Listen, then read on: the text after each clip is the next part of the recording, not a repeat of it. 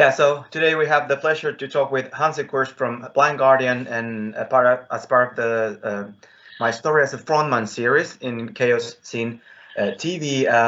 So very glad to have you on this series, Hansi. I'm a big fan for many years, maybe 20 years since I was Blind Guardian. So, well, I first wanted to go back to the first time you remember hearing metal music when you were young. If we make a difference between metal and hard rock, then it would be in the early 80s when I listened to bands like Judas and Priest and Iron Maiden for the first time. Must be 79, 80, around that time. Maiden was having a big buzz because of their first two albums. And this is pretty much how I got in. I listened to Thin Lizzy and all that stuff, which then later on has been known under the name New Wave of British Heavy Metal. And then the New Wave of British Heavy Metal part two really got me hooked in, you know, when the second wave came. And yeah, that also encouraged me to become a musician myself. The most mind-blowing metal album I heard back then was The Number of the Beast, the third Iron Maiden album. That was one of the mind-blowing experiences. And at that point, I was playing guitar already, and I was, you know, quite sure that I might, you know, become a musician myself. Yeah, and how do you end up forming this band, going from guitar to bass, vocals? How old were you when you established your first band? Was it the Lucifer's Heritage, or do you have something previous to that?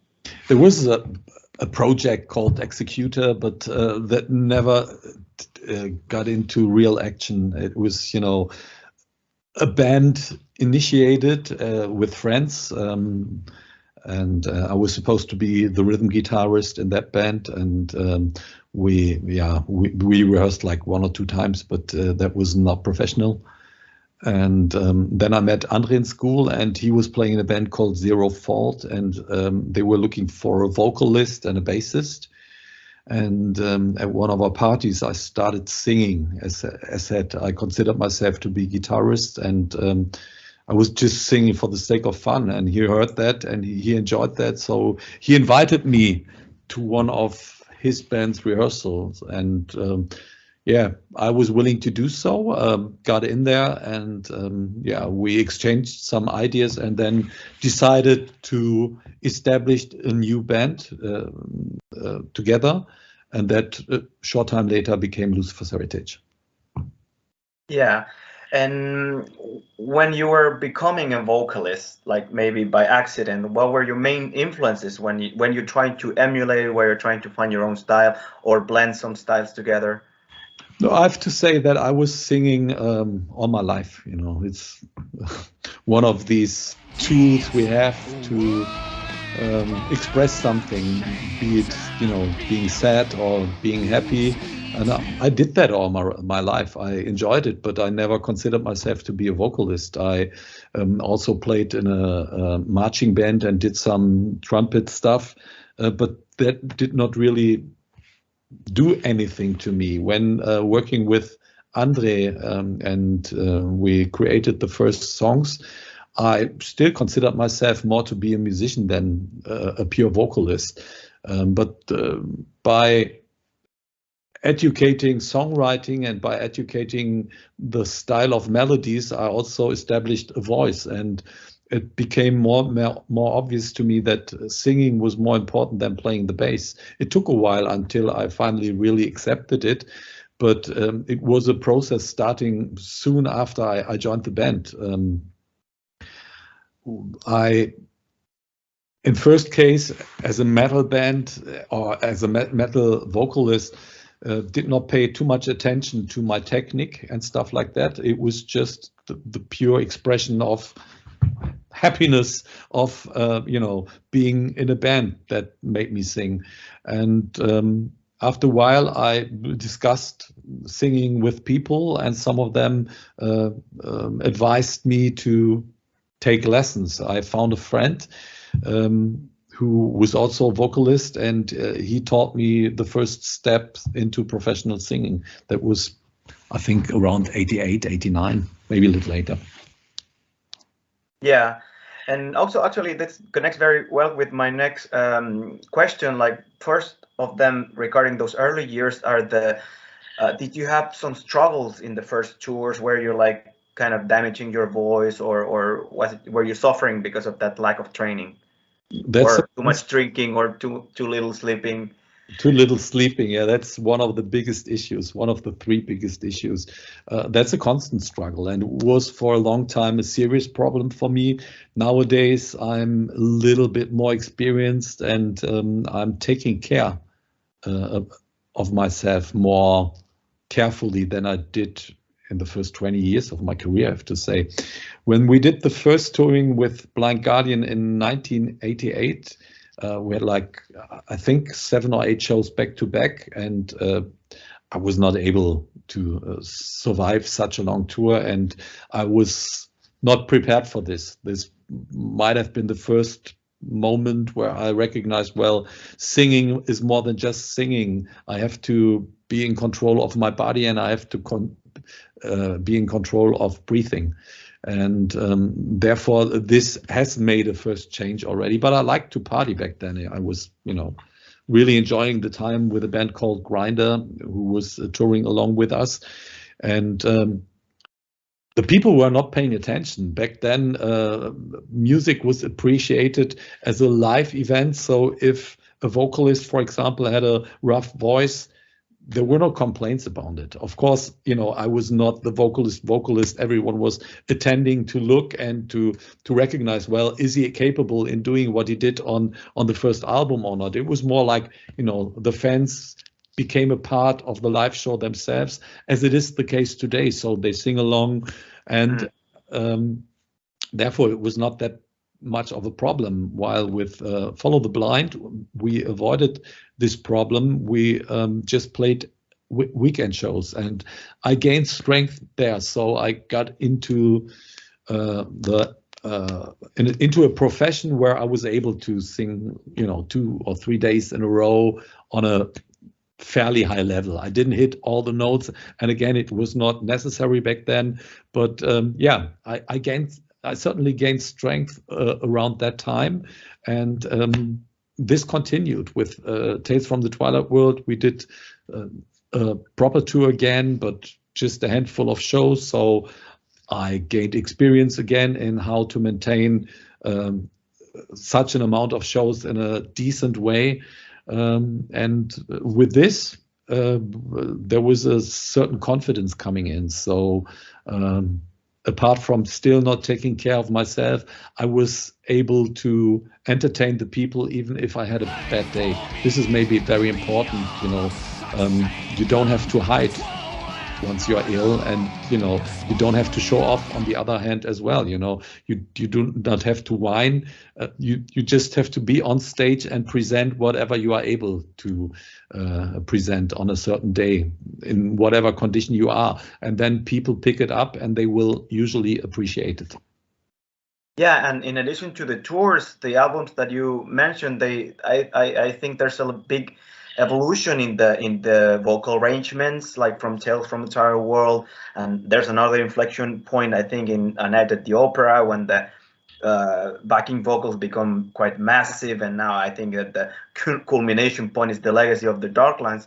But how does it feel to you as the lead singer of the band, and thinking also how is it gonna work in the live situation? Like, there's so much information in the albums. How can you like take the weight and the pressure of doing that as a lead singer? I have to say it is pressure. I realized that exactly with Nightfall in Middle-earth and with A Night at the Opera, when I got rid of the bass guitar and I was becoming a pure vocalist and a pure entertainer on stage. I needed to adjust to this, and in addition to the problem of having blank hands at that point, I also had to deal with the reality that the vocal composition had become so difficult. It was almost impossible to deliver that into a stage situation, especially with a given time we have had after we finished the productions of the 2 albums. I survived, I have to say, and I realized that it was difficult and at some points even impossible to do. A song like Moldor, for example, or Battlefield are certainly 2 songs, you know, and they are not the only ones which we would love to play live, but it's still, even up today, an impossibility for me to find an adjustment and an arrangement which guarantees a constant performance of such songs. That's the reason why they have not been in the set so far. Especially I have made big progress in transposing the material we have composed for an album into such a live situation. But there is no miracle cure and there is no recipe. It's a trial and error thing. So what I realized is I have to give time to whatever new song we are considering to become a part of the Blind Guardian set.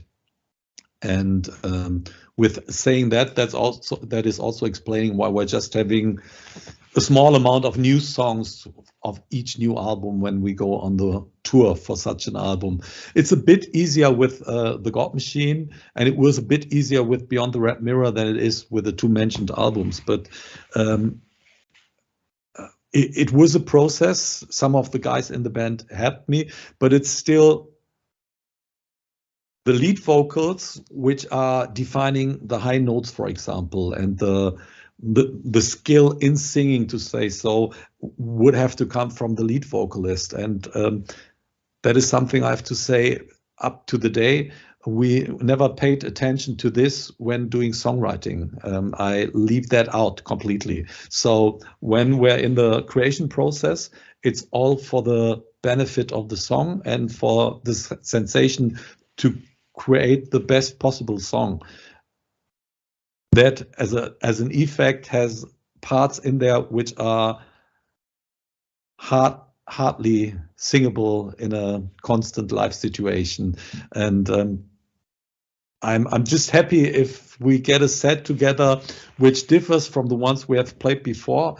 And yeah, if I am able to conduct such a set throughout a whole touring period. But failure is always an option, and I know that. Yeah, and these things that you're telling me, they remind me a lot of, it's like an analogy what happened to Queen in the 70s, that the vocal arrangements and all the musical arrangements were so big, and the guys were still trying to play the songs, the 4 of them, without pre-recorded tracks, and you know, during all the Viking vocals live. And my next question was about Queen, because you know, there's all these nods, A Night at the Opera, the Spread Your Wings cover, and I think a lot of Andrew's, some of his guitar work reminds me a lot of Brian May's sound or style of playing. But then with a guitar, of course, you can try to emulate the sound a lot closer than you can do with vocals. But do you think as a performer, vocalist, frontman, do you feel any influence from Freddie Mercury? Yeah, again, the setup of the vocal arrangements is heavily influenced by Queen. But in my case, and I believe it's not that different with Andre, but I can't say that with certainty. In my case, I have an idea about a part, for example, and if I feel, well, I do not get anywhere, I'm trying to imagine what a artist like Freddie Mercury, for example, would do with such a part, you know, and that alone is a sort of help already. But since I'm not listening to the stuff, or since I do not have a particular part of Queen in mind, I'm going freestyle, and by being still self-educated, it leads me somewhere completely different. So it will never occur like, you know, I'm trying to pretend to be a Freddie Mercury clone. I don't want to be that. I admire what he did, but there is no need for anyone singing closely to what he did. And this is, I think, part of my independence and a part of my definition as a vocalist from the beginning, because you have asked that before and I did not really answer. I have many influences, and I try to assimilate a lot of styles into my singing, but I'm not really observing these styles and just involve that into my skill by, by an idea of what this sound is supposed to come in accordance to me. So it's a combination of things. I don't want to be a copy of anyone. That is on one side. That has always been the case. I have my idols, musical idols, but they just are of importance as long as I can somehow benefit of an inspiration I have from them, and not more. They never become. I don't want to be Ian Gillan. I don't want to be Freddie Mercury, and I don't want to be Peter Gabriel, and I don't want to be Bruce Dickinson. So I like them, and I like their style, and they all have their pros and cons, and they all have had an impact on me at one point. But it is the independence which I like more than anything else, and that is, I don't like to be imprisoned into, or to be put into to a costume which already exists. Yeah, definitely. And my next question was thinking back on the whole discography, and you've done a lot of collaboration. Of course, there was the 3 Demons and Wizards album and Arion, Avantasia, etc. Which album are you most proud of from the vocal point of view? Your performance, the arrangements, the memories that you might have. We're not talking about Blind Guardian, right? No, all of them. Well, I mean, the Blind Guardian stuff I'm logically the most proud of, but the Demons Wizards stuff comes close after, because that's also something I wanted to do, and that's where my heart has been or is. And so they all have a certain quality. I think if I had to choose one album, it would be Nightfall in Middle-earth, but the God Machine and maybe the first Demons and Wizards album would come on 2 and 3. Yeah, that's a really good picks. I agree that they were great. Now that the pandemic has sort of ceased, or at least bands are touring again, but then there was this long break. Well, you released an album with Demons and Wizards and Blind Guardian now.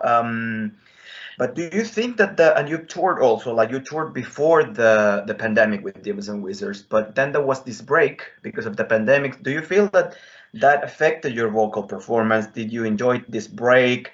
Did you manage to keep practicing it at home, or did you just took time off? Or?